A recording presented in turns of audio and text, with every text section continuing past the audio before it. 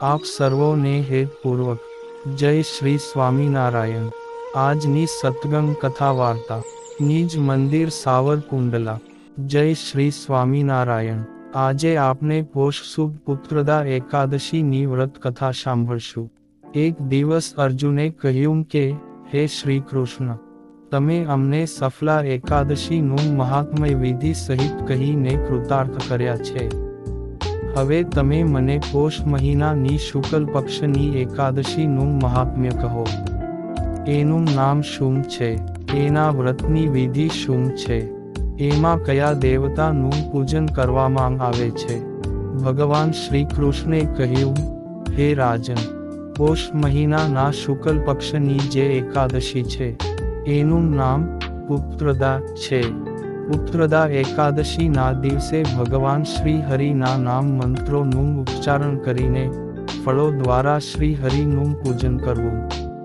શ્રીફળ, સોપારી, બીજોરા, લીંબુ, જમીચ, લીંબુ, દાડમ, સુંદર આંબળા, લવિંગ બોર તથા વિશેષ રૂપે કેરી વડે દેવ દેવેશ્વર શ્રી હરિની પૂજા કરવી જોઈએ।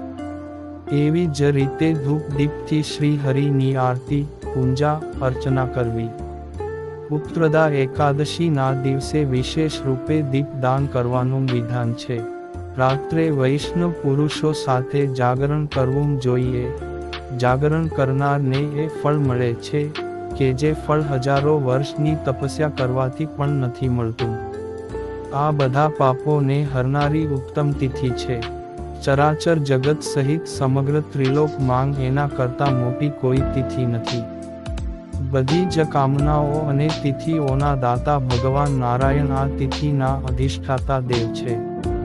આ દિવસે વિશેષ રૂપે તેમનું પૂજન, અર્ચન, ભક્તિ, ભજન અને કીર્તન કરવાથી વ્રતનું ઉત્તમ ફળ મળે છે। પૂર્વકાળની વાત છે। ભદ્રાવતી પુરી માંગ રાજા સુકેતુ માંગ રાજ્ય કરતા હતા। એમની રાણીનું નામ ચંપાવતી હતું। હે રાજાન, ઘણા સમય સુધી વંશ ચલાવનાર પુત્રની પ્રાપ્તિ ન થઈ। આથી પતિ પત્ની હંમેશા ચિંતા અને શોક માંગ ડૂબેલા રહેતા। રાજાના પિતૃઓ એમના આપેલ જળને એકી શ્વાસથી ગરમ કરીને પીતા। રાજાની પછી એવું કોઈ નથી દેખાતું જે અમારું તર્પણ કરે। આમ વિચારીને પિતૃઓ શોક માંગ રહેતા હતા। એક દિવસ રાજા ઘોડા પર સવાર થઈને ઘોર જંગલ માંગ ચાલ્યા ગયા। પુરોહિત વગેરે કોઈને આ વાતની ખબર નહોતી।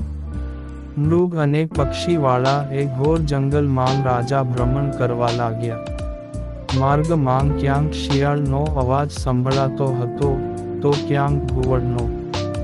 જ્યાં ત્યાં રીંછો અને મૃગો દ્રષ્ટિગોચર થઈ રહ્યા હતા।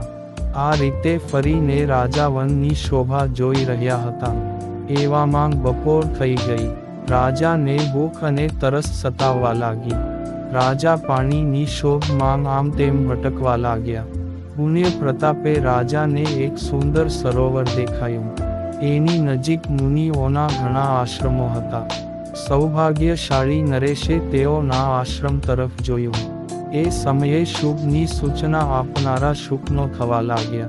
રાજાનો જમણો હાથ અને જમણું નેત્ર ફરકવા લાગ્યા। ઉત્તમ ફળની એ ખબર આપી રહ્યા હતા।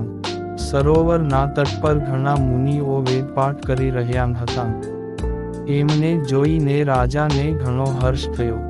તેઓ ઘોડા પરથી ઉતરીને મુનિઓ પાસે ઊભા રહી ગયા અને અનેક પ્રકારે મુનિઓની વંદના કરવા લાગ્યા। એ મુનિઓ ઉત્તમ વ્રતનું પાલન કરનારા હતા।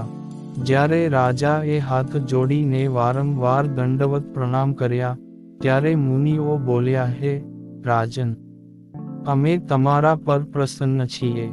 રાજા બોલ્યો, આપ કોણ છો? આપના નામો શું છે? અને આપ શા માટે અહીં એકત્રિત થયા છો? કૃપા કરીને આ બધું મને કહો। ત્યારે મુનિઓ બોલ્યા, રાજન, અમે લોકો વિશ્વદેવ છીએ। અહીં સ્નાન માટે આવ્યા છીએ। મહામહિનો નજીક આવ્યો છે। આજથી 5 માંગ દિવસે મહામહિનાના સ્નાનનો પ્રારંભ થઈ જશે। આજે જ પુત્રદા નામની એકાદશી છે. વ્રત કરનારા મનુષ્યોને એ પુત્ર આપે છે. રાજાએ કહ્યું, વિષ્ણુ દેવગણ, જો આપ મારા પર પ્રસન્ન હો તો મને પુત્ર આપો. મુનિઓ બોલ્યા, હે રાજન, આજના જ દિવસે પુત્રદા નામની એકાદશી છે. એનું વ્રત ઘણું જ વિખ્યાત છે. તમે આજે આ ઉત્તમ વ્રત કરો. મહારાજ, ભગવાન કેશવના પ્રસાદથી તમારે ત્યાં જરૂર પુત્ર થશે. ભગવાન શ્રી કૃષ્ણ કહે છે. આ પ્રમાણે એ મુનિઓના કહેવાથી રાજાએ ઉત્તમ વ્રત કર્યું. મહિર્ષિઓના ઉપદેશાનુસાર વિધિપૂર્વક પુત્રદા એકાદશીનું વ્રત કર્યું. પછી બારસના દિવસે પારણાં કરી ને મુનિઓના ચરણોમાં વારંવાર મસ્તક ઝુકાવીને રાજા પોતાના ઘેર આવ્યા. ત્યારબાદ રાણીએ ગર્ભ ધારણ કર્યો. પ્રસવનો સમય આવતા રાજાને ત્યાં તેજસ્વી પુત્રની પ્રાપ્તિ થઈ. એણે પોતાના ગુણોથી પિતાને સંતુષ્ટ કરી દીધા. એ પ્રજાપાલક બન્યો. આમ પુત્રદા એકાદશીનું ઉત્તમ વ્રત જરૂર કરવું જોઈએ.